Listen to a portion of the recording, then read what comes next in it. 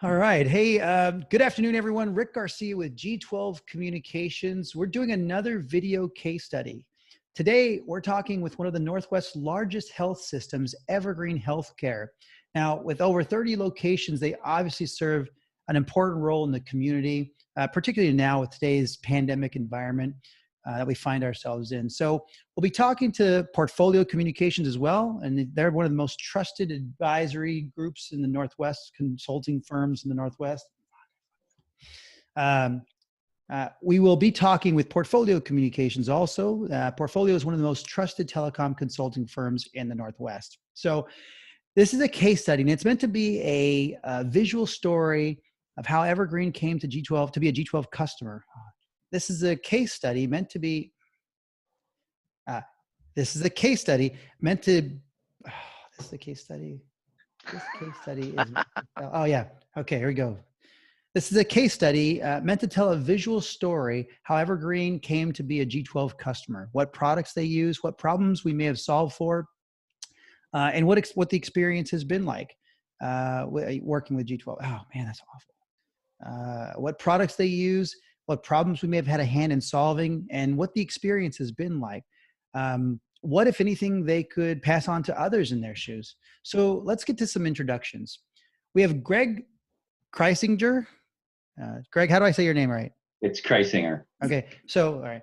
We have Greg Kreisinger. Greg's the IT director at Evergreen Hospital with 20 plus years of experience. And Greg has supported some of the biggest brands in the Northwest, including Starbucks, Primera, Blue Cross, Expedia, Philips. Greg, welcome to the call. Hey, thanks, Rick. This is great.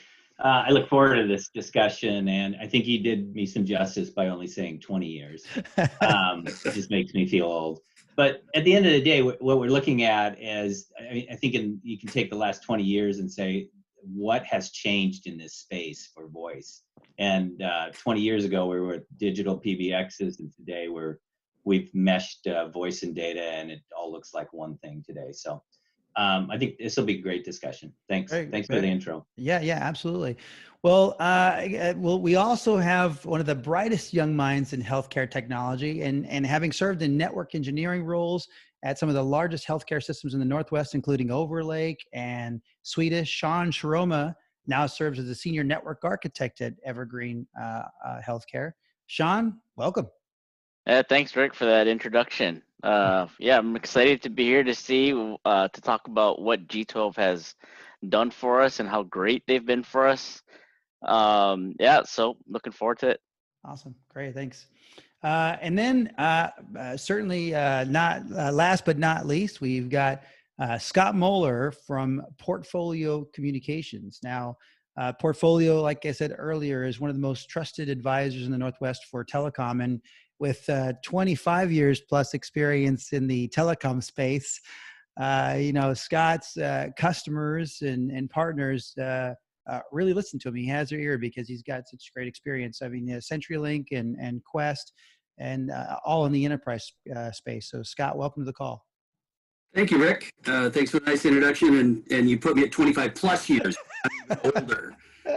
But all that being said, I'm very excited about this because this is a great example of where one of my favorite customers had some issues and some problems they wanted to solve, and it was a feature of me bringing great people together to solve problems. And I'm excited about it. Yeah, very good, very good. Welcome. So Greg, if you don't mind, let's just get started. We'll dive right in, and really, if you could give us a bit of background on Evergreen Healthcare and just kind of some idea of what kind of facilities you work with, and just kind of the background there. Sure. Yeah. So Evergreen's comprised of a couple campuses. We have one in Kirkland, which has a number of buildings on it, and then we have one in Monroe. And then we have a multitude of remote standalone clinics and staff of about 6,000. The hospital was first built in the 60s in the space that it is now, and has just grown over time. They've just added on to it every few years because of the growth in the Kirkland area. And it's really, besides Overlake, it's one of the only hospitals on the east side that has the capacity to take on that many patients. Right. And so really that's kind of the story behind it. So really when I came to Evergreen, it was really a look at what are the systems that we have, and you could really tell that it had grown from a very small community hospital with a few hundred doctors to now a staff of more than 6,000. And then the challenges were in systems and policies and all of those things. So that was really where we started to dig into it, is really where we were and what direction did we want to go. Because when I got there, it didn't seem like we had much of a direction. So it was, how do we put this in a direction, and how do we, when we spend money, how do we make it so that we don't inconvenience those 6,000 users with downtimes? How do we improve unplanned outages? How do we improve maintenance windows? So that was kind of where we started with a lot of that 3 years ago. Right. So that IT leadership, right? The granularity of process to kind of really smooth out the customer experience for you, which would be all of the users within the organization there. Got it. Yeah, and it doesn't do us any good to say, hi, we're here from IT, we're here to help you, and then it never happens that way, right? Or another thing that we put on you, and there's this, all those 6,000 people already have a day job, and then we come in and say, we're going to need like 6 hours of your time for a maintenance window. What will happen? Well, none of your systems will work during that time, but it'll be okay, because because at the end we're going to give you something better, and at the end of the day, most of those people go, yeah, but it works now. I don't understand. So, so that was our guarantee to leadership, that when we spend money, that we're spending it in the right places, and we're giving the organization the ability to work during maintenance windows, so that we're doing the right thing, and it should be seamless. Because at the end of the day, all the staff, they shouldn't know about IT or care about it. They shouldn't care about the infrastructure. All they should know is I come to work and it works and it runs, and I'm happy because I have a job to do. Right. Very good. Well, thanks, Greg. Thanks for that. Now, as for the telecommunications, as far as telecommunications infrastructure goes, maybe we can bring Sean in on this. What were you running, or what are you running, Sean, from a voice platform perspective? Yeah, here at Evergreen, it's one of the first places that I've ever worked at that has a single unified platform for voice. Every place I've been, it's got some flavor of Nortel, some flavor of Avaya, and then hey, they decided to bring Cisco in a little bit later, and then that migration has taken about half a decade or a full decade. But yeah, here at Evergreen, they're a 100% Cisco Call Manager shop for IP phones. We run a large Cisco enterprise environment for our network. We have Cisco Call Manager phones, IP phones on the desktop. We have soft phones. We have wireless phones. We run our main campus on Kirkland, kind of a centralized deployment for all of our remote sites. They all phone back home to the mothership. And we have a handful of Cisco ISR routers running, a few different flavors of call processing. So we use, we've recently bought more G12 SIP, more internet, insert portfolio here to come in a minute. And with those, half of the routers run Cube, and on Cube, we have internet connections strictly dedicated for those Cube routers running that. And then we have a few routers running, the TDM stuff like PRIs, with a couple of different providers, either CenturyLink or Frontier. And we're trying to, we'll be retiring those shortly because they're pretty expensive. Right. So now, do you run cubes in different locations, or are they all at a physical location? Are they on separate IP connections? What's that configuration look like? Yeah, so the idea will be to soon distribute those anywhere we want, regardless of where it is on campus, or even at a remote site, or even a data center in Seattle. But today, we have a couple of setups where they sit behind, Cisco Firepower routers, firewalls, and they route out to the internet. We're moving over to a more using Cisco Cube for what it was intended for, to be on the edge and we just plug internet straight in, run a couple of access lists under to protect it. These internet circuits are now only meant to talk to G12, not the rest of the internet. Got it. Very good. So I think that does it. That gives us a great sort of understanding of the environment and certainly the infrastructure from a telecommunications perspective. Now, this question really goes out to everyone here. So I'd like to figure out. I mean, what were some challenges, and maybe Scott, you can kick things off because you brought us in together to meet. But what were some challenges you were facing as you were deploying, or maybe the Cisco was sitting there? Scott, why don't you kick things off there?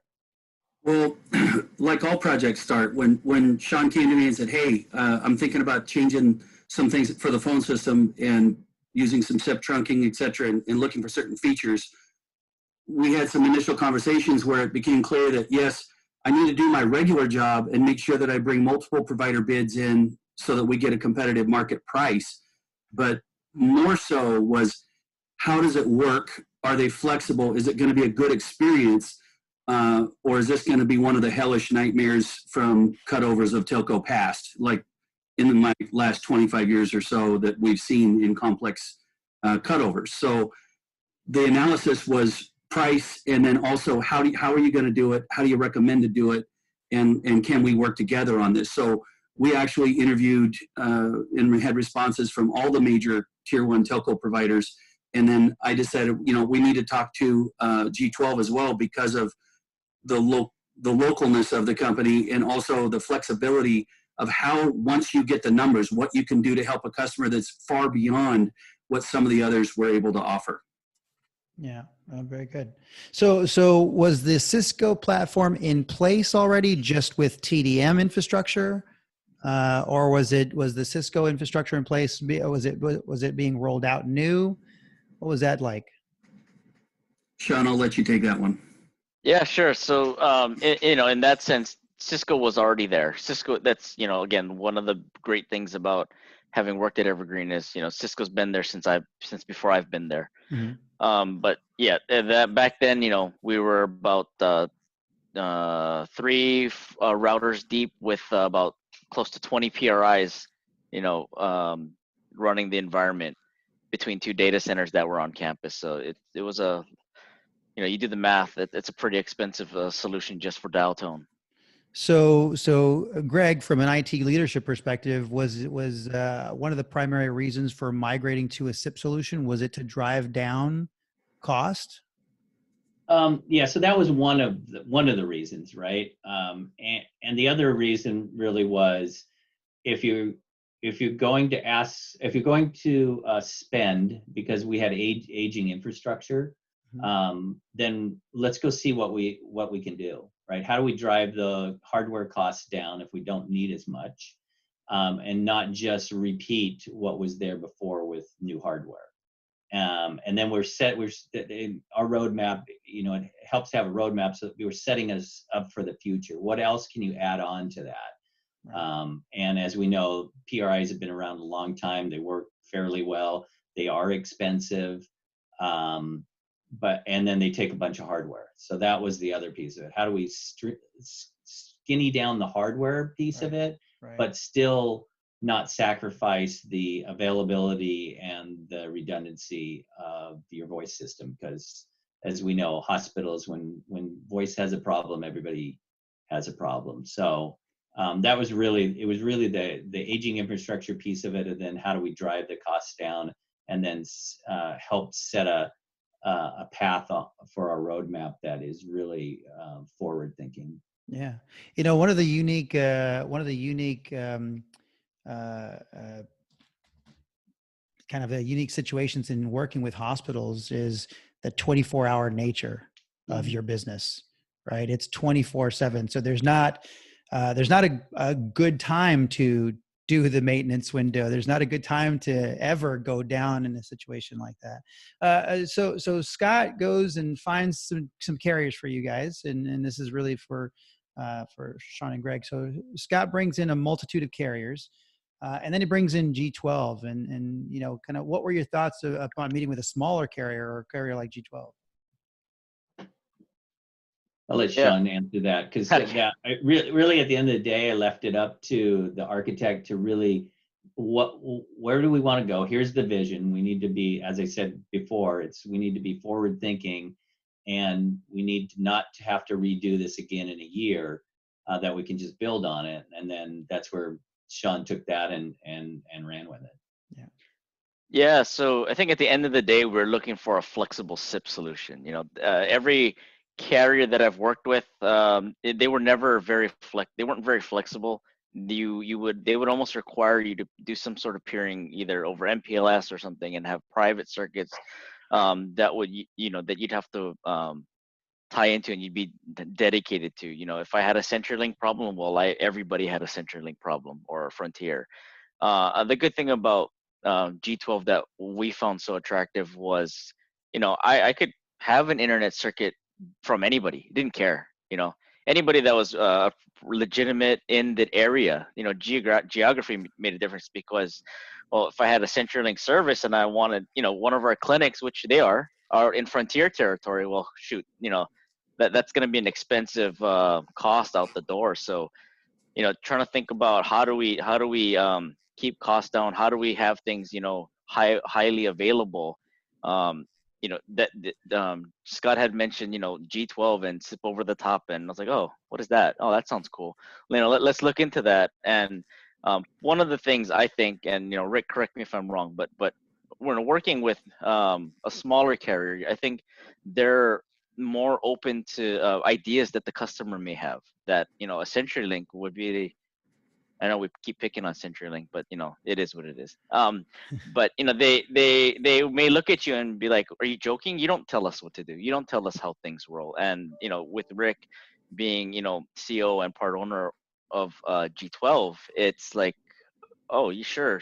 He's like the head guy talking to me and asking me, how do I want to do it? And I'm like, who are you? What? Who? Nobody asks these questions, from the providers. Right. So we thought that was cool. Yeah. Yeah. Well, we came from the wholesale space, right? And so in the wholesale space, everything is critical as well. We're serving telecommunications customers, and we're flexible because we do understand what the underlying infrastructure can and cannot do. And so having that sort of knowledge behind us when we work with customers like Evergreen that have some unique requests, some dial translation requests, things like that, we're able to often accommodate that sort of thing.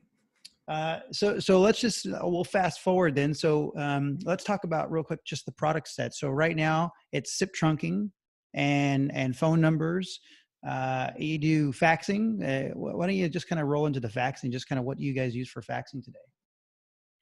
Yeah, I'll take that, and Yeah, then okay. John can jump in where I fill in all the blanks. But basically, it's write fax, and then a zillion fax machines, standalone fax machines out there, and that finding a solution that worked for SIP. It took a little while, but I think it's way more solid than a lot of people think in the industry. That's all you hear is horror stories about SIP. You're doing SIP, and then you're doing faxing over SIP. So, and then we have some. Sean will go into this, but we have a newer design that will help us even improve our service and be able to troubleshoot faster, and I think to get a better product for our end users. Hospitals still do a ton of faxing. It's crazy. Everybody thought faxing died out a number of years ago. We still do hundreds of thousands of faxes a year. So. Right. No, I understand. And then recently, to accommodate some of the I guess the pandemic sort of situations out there, audio conferencing. Yeah, so that was another big one. We've always had WebEx, and now we have Teams, and then audio conferencing. We had a number of bridges from G12, and then the pandemic hit, and everybody freaked out, as they should, because it was all about communications. We sent the first people home that had laptops. They automatically stayed at home. Then the next step was, who doesn't have a laptop? How do we get them home? And then it was, well, how do we communicate, right? So I think it's pretty crazy how fast you can do something when you have the whole organization behind it and you have the right vendors too. That's the other piece of it. We needed I don't know how many we put in, but it's a ton of audio conferences, bridge conferences that we put in, and they work. And we had a need for one that was, I think it was at 80 normally, because most of the people are in the room. And then we said, hey, Rick, we need one that goes to 250. And it was like, wow, 250. So, and you guys made it happen. And we use those today. So nobody's in a room anymore. Everybody's either in their office or at home or somewhere in the hospital, and they've distanced themselves. And the key is that we have the ability to talk, to communicate, and business goes on. So yeah, very good. So we'll move this to signatures. So you guys work on, we come to an agreement, you work on a contract, and then the deployment phase. And does that fall on Sean and then Scott? What were you thinking too from a deployment, kind of a strategy there? Or Sean, do you have what was your strategy for implementing? And then Scott, you can chime in and tell us what that looks like typically, and how this one was different. Yeah, sure. So we've had the 425 899 block for forever. There are thousands and thousands of numbers, and we essentially needed thousands and thousands of numbers in another contiguous block. And so, worried that we've got close to 10,000 numbers needing to be ported, and we're just like, oh shoot, So, all right, Rick, is this going to take us all year to get done? Because everybody else I've talked to, they're like, well, we can maybe get it done in 6 months, and it's like, 6 months? Well, good. Well, my gosh, I don't know that I have, I want to wait that long. And so, we come to you guys, and it's it's basically you're working on our schedule. It's like, well, how fast can you do it? Like, what do you mean, how fast can I do it? That's nobody, like I said, goes back to nobody asks me that question. And pretty much, you guys did it as fast as we could handle it. Yeah. Scott, what do you think, Scott? How did the rollout go, and what would you expect? And were you It was fascinating. Crossing your fingers? It was fascinating because I've been involved in my decades of experience. I've been involved in a large number of significant phone system cutovers with hospitals and law firms nationwide, et cetera. And so I've been through the disasters. I know what the gotchas are. And so part of this was when we interviewed all the different tier 1 carriers. Some of them stood up and said, well, there's no way you can do this in less than a year or 6 months just for the porting alone. And by the way, we're going to admit to you that we're going to screw this up and it's not going to go well. And I said, well, that matches my experience in the past. And, the leadership at Evergreen here is saying, hey, we need this to go off without a hitch because we're a hospital. And after talking with you, Rick, and doing all the prep and the pre-design, when this cut over, what was it, Sean? Like 26,000 DIDs cut over in 3 minutes? It was, I don't remember what the exact number was, but it was very fast. And the only problems that we actually faced were problems we created ourselves with forwardings in other carriers that we totally forgot about.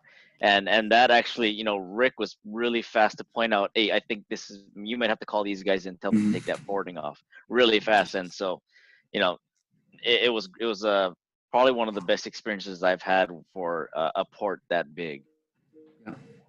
And I think a lot of it was the prep work too. Well, prep work is almost everything, right? It's not really cut, it's the prep work piece of it. And we piloted this with all of IT, and we piloted it with some people in IT that didn't even know they were piloting it, which is a pretty good thing too, right?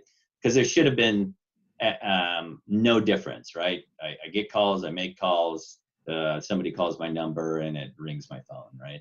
It's pretty straightforward. It's all the pieces on the back end that are different now.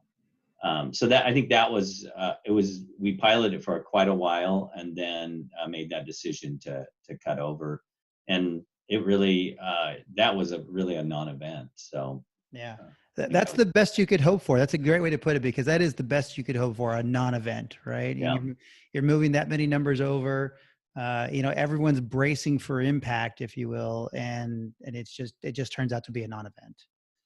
Well, that's great. And let me ask you about support, guys. I mean, what do you think of G12 from, for support purposes, and how's your experience been working with us for anything support related, really? Yeah, I can start. I think I just say that you're always there. That's the key. We had some issues early on with right facts and how they deliver or how they seamlessly integrate with SIP. And faxing just is a somewhat of a nightmare too, to tune and to test and to make sure that it's doing what you want it to do.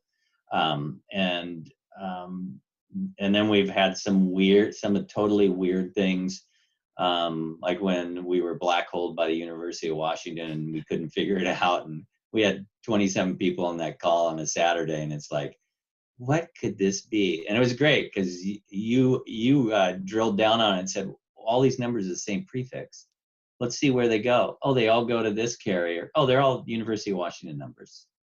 So that was really an interesting one where you didn't just say, yeah, it looks like it's not us, our Right. calls go through. It was, you were there and we went, yeah, okay, well that probably makes sense. So How frustrating would that be, to be a customer of a carrier that says, guys, it's not us, right? I mean, and though it may not be us, you are still experiencing some sort of impact that is still our service. And yeah, well, it's clear it wasn't you. You had nothing to do with it. They black holed the fax numbers for some reason, and they were getting busies on every fax. And as I said, we faxed hundreds of thousands of pages, and it's patient impacting when they don't go through. right. So, but that was one of the weirdest, unique ones I've ever seen. It's just like, how does that even happen? Right. I've never come across it yet either. Yeah, but yeah, and I think I'll let the other two guys speak too. But it's I think, like I said in the beginning, it's you're there when we call you.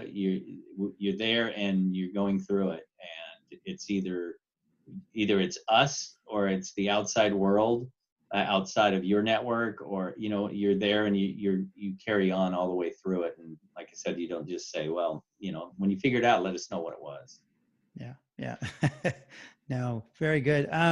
So from an IT leadership perspective, Greg, if you are talking to other healthcare administrators or other healthcare IT leaders, what would you say to them if they were looking at either A, deploying an IP infrastructure or SIP infrastructure, really, and B, using G12? Well, I think if you don't have it already, I mean, you're going there. Everybody else is going away from digital for the most part, and those are dying out. And so you're going to pick up some kind of VoIP solution at the end of the day, and then to make sure that two things: make sure that VoIP system that you have is rock solid, that you've already done all of those pieces that you need to do on it, and then next piece is a good design for the SIP side of it, that you're redundant, you have HA, you can do these things. Make sure and think long term too, and think the support side of it. If you have an issue, how do you do troubleshooting? Because troubleshooting on a digital system was really a piece of cake, right? Way easier. I just move them to another port, man, it works. Right here, it's way different. Usually when something is impacting, it's impacting everything. So that's the key. And I think I just reiterate what I said. It's been easy, very easy to work with G12, and your responsiveness, you're always there. So when we need bridge lines, we need more, we need to up how many SIP sessions we have. All of those things are done. They're not weeks on end and tons of paperwork. It's very easy and very straightforward to work with you guys. Very good. So Sean, have you summarized some things for us? I mean, what's your experience been like on the technical side with maybe our support team or anything else like that? Yeah, kind of reiterate what Greg was saying. You're always there for us. Like you, Rick, are always there for us. In addition to your support team, we always know we can pick up the phone, get the support we need, and whether we ask you to jump on or not. Like sometimes it's like, hey, Rick's for G12, so I'm like, what are you doing, Rick? We didn't ask for you this time. but you're there. You show up on the support call, and it's like, okay, well, it's cool. So from the support model, it's been great. I have never for a second regretted that decision from going to SIP from our old legacy TDM environment. One of the things I would probably say that has been a lot of fun is working with Scott. Part of what we had to do in preparation for this was go and get internet. That's been kind of my mantra for the past 3 years. Having Greg come on board, like anytime you get new leadership, you take advantage of the situation, or you tell them all the things that you don't think are working, and you're like, hey, these are all the roadblocks that I've had with previous leadership. How can you help me? And I need you to help me. Otherwise, we're both going to take these black eyes with you starting. And so, what we did was we went through all the contracts. We went through every single contract. We were like, okay, how do we save money? How do we do this? And this was actually a lot of fun working with Scott. And the amount of money we saved operationally was just astronomical per month. And in that year, that, just saying, hey, I've got a new service I'd like to spin up in G12. Well, all the money I saved, it's like, Rick, here, take my money, and I'm glad you did it. I'm glad we worked towards it. And the cost comparison between PRI and internet with SIP as a service on top of it, we've done so much, yeah. Yeah, very good, very good. And Scott, so you didn't get any black eyes bringing in G12 and kept all your fingers and Right. didn't experience any heart attacks or anything like that during any transitions. Right. No, I can say this with good faith, and I think the guys would agree with me. Any other situation, and sometimes it does happen, where it takes great leadership on the customer side to be able to have the confidence in their technical staff and their knowledge and their savvy to investigate a solution and actually go with what works best for them. It could have very simply been very easy to hide and say, I'm going with a tier 1 provider because it's safe. And it would have been a disaster, and it would have been a failure, and we would not be having fun. Having gone this route and done the extra research and having everybody come together to design this on the pre-engineering side, I think has enabled this to happen. This is some ferociously courageous leadership that we're talking about here, because it so simply could have been easy to hide behind a big provider. Yeah. Yeah, no, awesome. Yeah, it's been, I will say it's been great to work with you guys. We really appreciate you guys as a customer. And then obviously the great relationships we get. I mean, I've got Greg's cell phone number, in my cell phone, saved as a contact. And, it's been really good all across the board. So we certainly appreciate that. Gentlemen, I want to thank you very much for joining us today. It's been a pleasure just kind of catching up with everyone and walking through this webinar. We really appreciate it. And if you're listening out there, we'd love to support you as a customer one day. So give us a call at G12. Okay, take care, guys. Thank you. All right.